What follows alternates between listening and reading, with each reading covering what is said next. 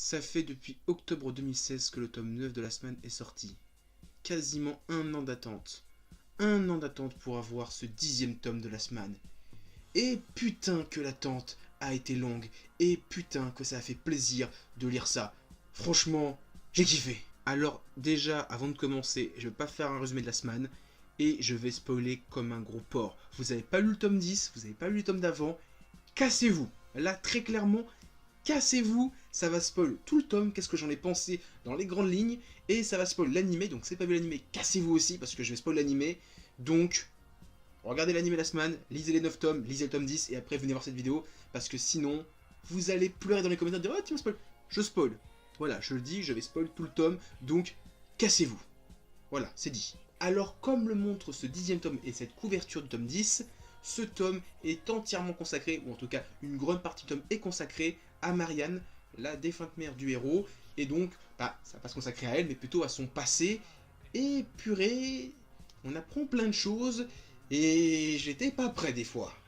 Et franchement, qu'est-ce que ça fait plaisir de revoir Marianne, parce que c'est un personnage que j'adore, et on en l'a retiré beaucoup trop tôt dans le récit, et donc la revoir à travers des flashbacks, ça fait super plaisir, franchement, j'adore Marianne, et je pense que beaucoup d'autres fans de Marianne sont fans d'elle aussi, parce que sinon ils seraient pas fans de Marianne, c'est QFD.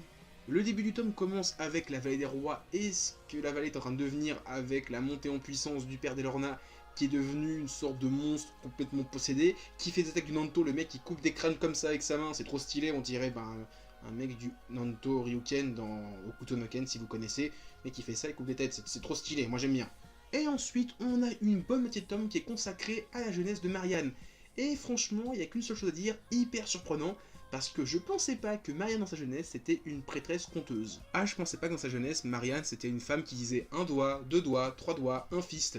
Vous savez, les fameuses prêtresses qui font des comptes dans le tournoi auquel participent Adrien et Richard au début de la série. Eh ben, elle a été ça dans sa jeunesse. Bon, ça n'a pas duré très longtemps, mais elle a été quand même, et ça c'est assez surprenant à savoir. On voit aussi l'école du chêne, et donc on rencontre le père d'Elorna avant qu'il devienne un petit peu timbré.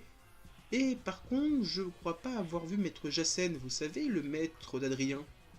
Je crois pas l'avoir vu, alors peut-être que son nom est pas encore mentionné, peut-être que c'est un personnage qu'on a vu, mais dont le nom a changé entre le flashback et aujourd'hui. Donc à voir, si quelqu'un l'a repéré, dites-moi. Et ensuite, on arrive à la moitié du tome. Et là, bim, grosse révélation de la mort qui tue pour ceux qui ont vu l'animé. Enfin, révélation, pas vraiment, pour moi c'est plus une validation de mes théories. Parce que pour ceux qui sont pas au courant, il y a très longtemps, quand l'animé est sorti sur France 4, j'ai fait des théories, j'ai fait des reviews de tous les épisodes. Et quand j'ai vu le dernier épisode, j'ai dit, c'est pas possible pour moi. Ciri, c'est Crystal Canyon, et Howard, c'est le sorcier, et c'est le père de Adrien.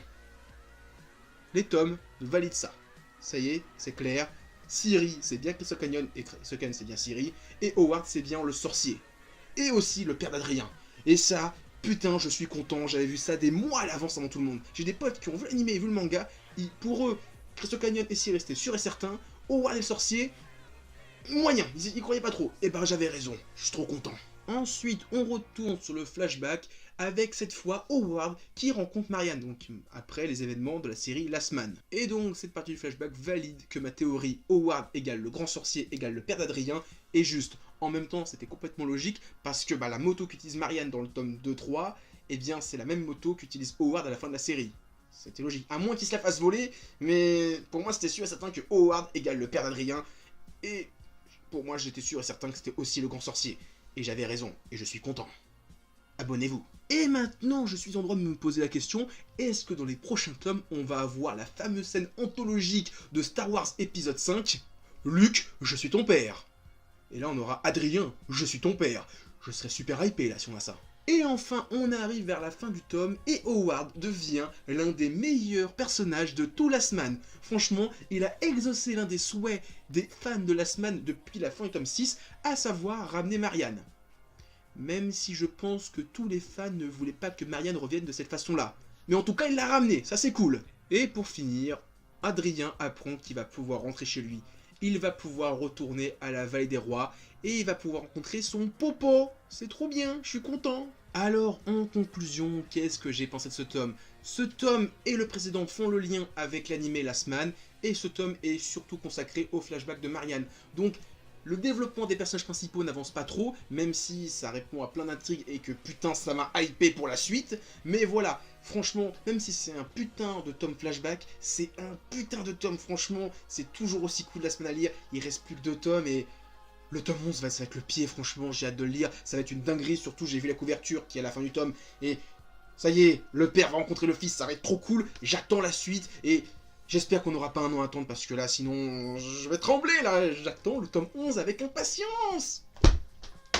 Et voilà, c'est tout ce que j'avais à dire sur le tome 10 de la semaine. À la prochaine pour le tome 11. Et moi, je vous dis à plus, mais avant ça, laissez des pouces bleus, mettez des commentaires, partagez la vidéo. Mon Facebook et mon Twitter sont dans la description. Et moi, je vous dis à plus, continuez à lire des mangas et à regarder des animas français. Allez, ciao tout le monde.